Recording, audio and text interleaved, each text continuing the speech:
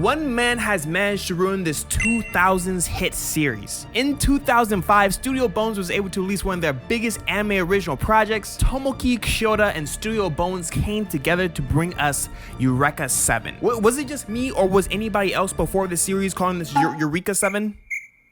Like, Eureka. No one else? It was just me. I was looking goofy. Alright. Despite this being a huge IP that came on Adult Swim back in the 2000s, this fan base has turned to anger and spite, and I know, because I'm one of them. I'm deep. Today we are asking the question, what has actually happened to Eureka 7? So in order to figure out how this franchise became the pile of waste that it is now, we have to look back to 2005. Is it just me, or is everyone else falling back in love with that 2000s Y2K aesthetic? I don't know if it's all the Ice Spice that I've been listening to, or the Pinterest post, but I'm locked. Everything in this anime embodies the flair of a 2000s anime, reminding me of a comfy 2005 McDonald's kids meal. I don't know. My 2005 might be different than your 2005. I was 5. But to drop you into the world of Eureka 7, we start the story off with this pubescent teen with the name Renton Thurston, who, in his words, lives the most boring life ever.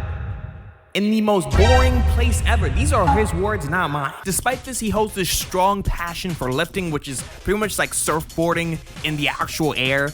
Yeah, it's pretty sick. This is right after post-prime Tony Hawk. This is the vibe. But he dreams of following his idol, Holman, who runs this anti-militia, anti-government group of lifters called the Gecko State. And yes, this group is quite literally as hard as it sounds. Like, imagine like Malcolm X's Black Panthers, but they all skateboarded. This is sick. I don't know what to tell you. This is sick. Then one day, the love of his life literally crashes into his house in his dream mech.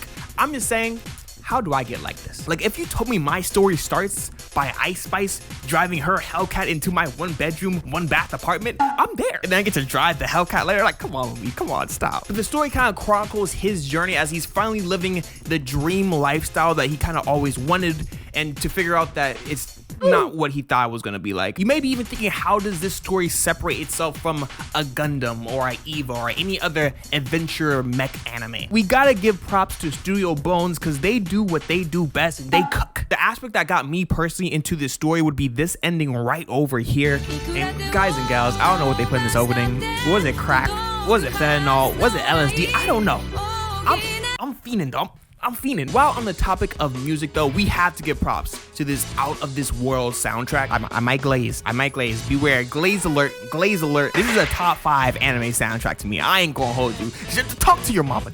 I mentioned the ending, but a lot of people gravitate to this series because of this opening track, which is crazy good. If you guys know the band Flow, they did the same opening of Code Geass opening one, which is, again, nutty. It's rare to see OSTs have over 1 million views on YouTube, but when you listen to Story Writer, yeah, you understand why. Maybe it was a 2000s thing where they just have lyrics in the OSTs, but we need to bring it back, because I know Fully Cooley did it with the pillows, and the pillows, they pop. Small additions like this make you automatically fall in love with the series one episode in. But the animation is nothing to scoff at either. We're talking about Studio Bones here. Kyoda's vision of aerial robotic combat really does a good job in refining this genre, as well as just taking homage from its predecessors. I've seen the whole like, oh, they're zooming through the air aspect, little smoke lines thing that they do all the time in mecha, but Eureka 7 just does it in such an awe-inspiring way, whether it be in the opening sequences, their usual episodic clashes.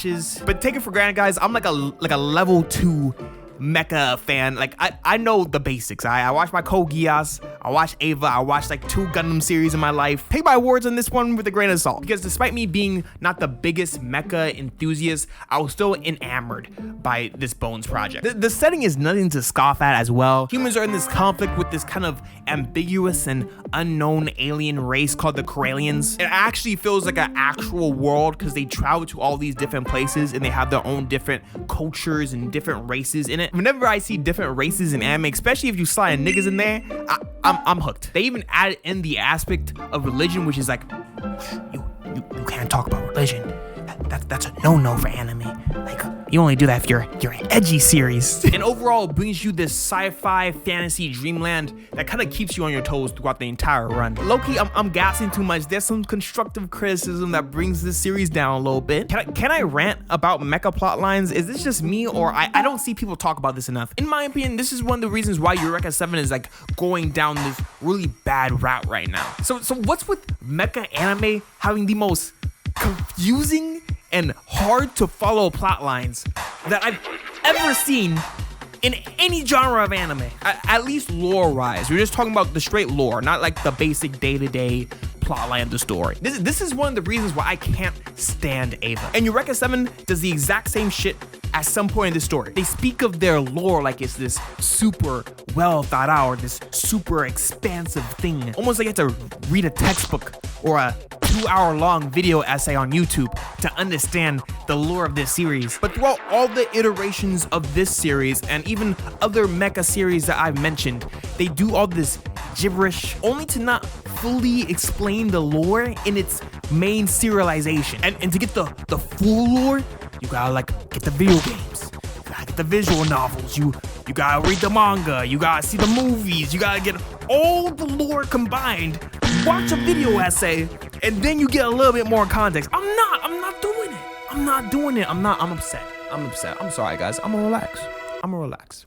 It's not that serious. I'm just going hard on this point because for the past 20 years, this series in particular has been diving more and more into this side of it, which I feel like this is not even what the fans really like about the series. In the case of just the original Eureka 7, I don't really think it's an issue at all because I'm really here for the setting and the characters transition. Talking about the characters, yeah, they're pretty nutty. They're pretty good. I ain't gonna hold you, I'm gassed. These might be one of the most refreshing character designs I've seen in anime, especially from Studio Bones. I compare it to One Piece a little bit just because they don't try to be the cutest or the hottest or the coolest all the time, but they are all insanely fun and drives that 2000s fashion aesthetic. If you just look at Gekko State as a unit, you're just overwhelmed with this cast of colors. It's bright, it's flamboyant, it's vivid. They combine like Y2K fashion with surfers. I don't know, it works. Plus Renton is such a relatable MC. We really have to reassess ourselves as an anime community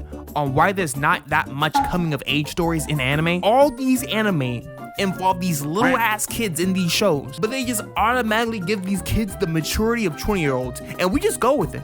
We don't question it at all. We just live our lives. But it feels like Renton is a 14-year-old kid that in the span of months then becomes like a mature 20-year-old maturity thing, which is fine. Hey, if you're gonna do it, at least like let me see the transition. But Renton going on this journey, kind of figuring out what the world is, failing time and time again, and kind of finding his true purpose after all that is just so inspiring, man. This is the American dream, bro. The antagonists are incredibly fun as well, with Anemone, Dewey, Dominic. Charles and Ray are so cool.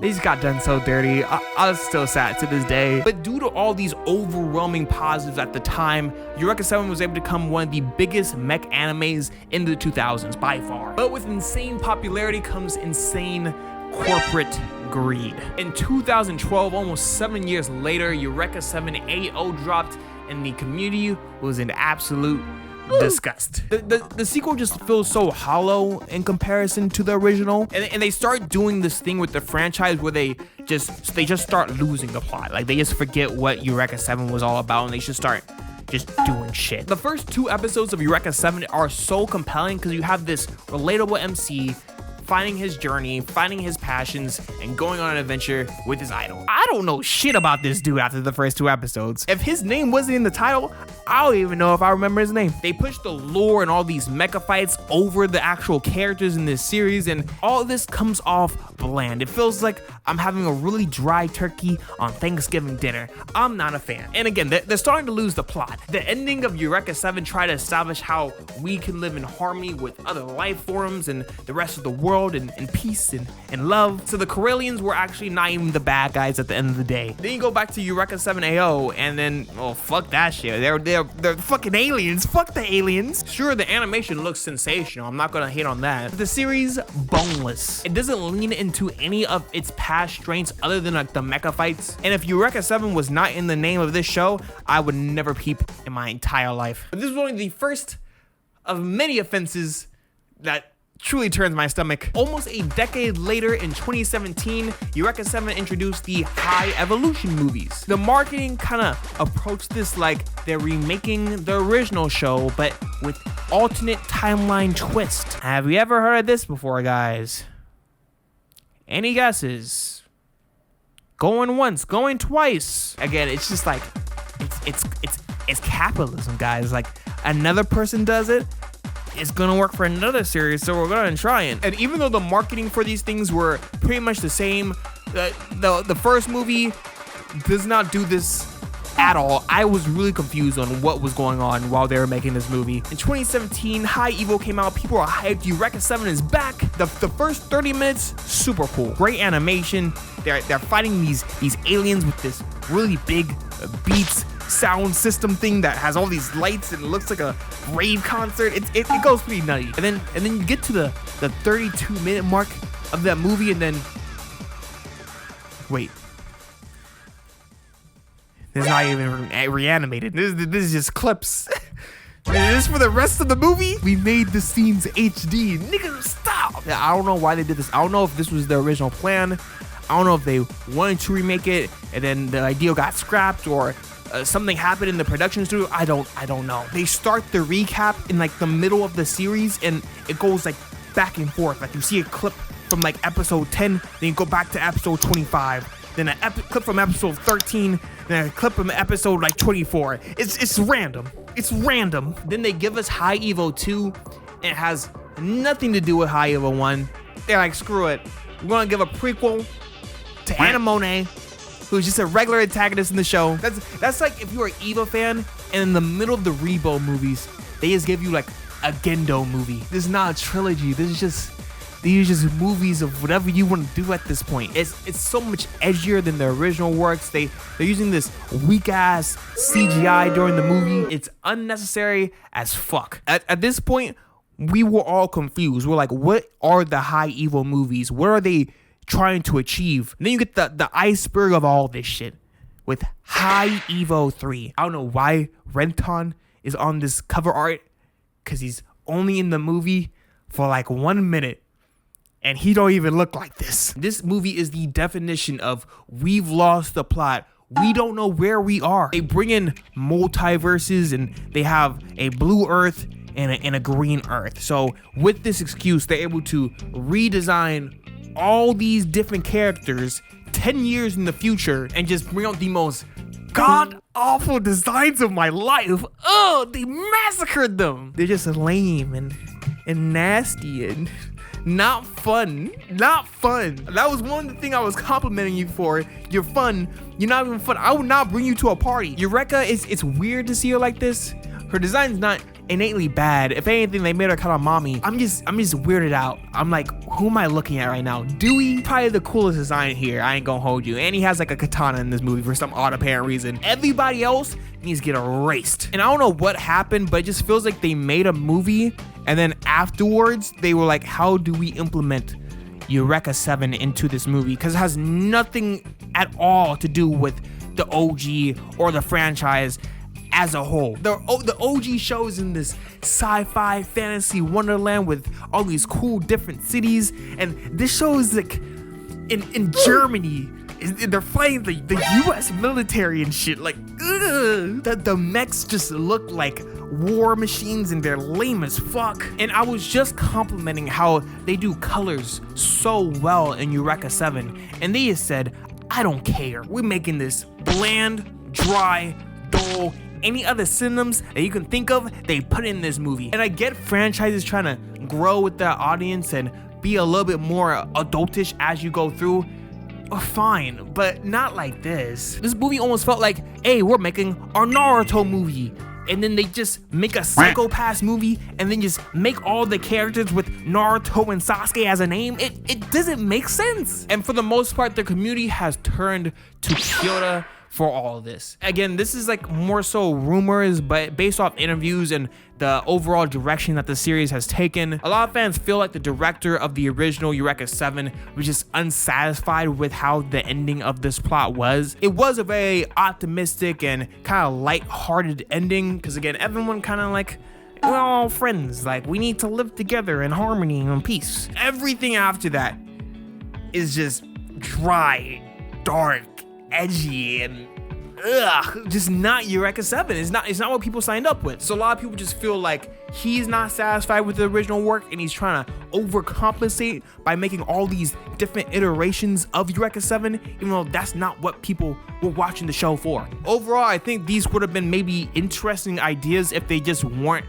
connected to the original Eureka 7 plotline, because they just don't mesh together. We're just too far away of what we love from a franchise. So despite Studio Bones and Kyoda creating such a grand spectacle back in 2005, most of the fandom just straight up avoids any new Eureka 7 installment because they just expect it to be ass. And for the most part, they've been true to that case. If you guys enjoyed this video and want to hear me talk about other older anime, you can watch Fire Force over here. It's getting season 3, it should be pretty fun. And thank you guys for watching the whole video. I'll catch you guys later, guys and gals. These are my blank thoughts.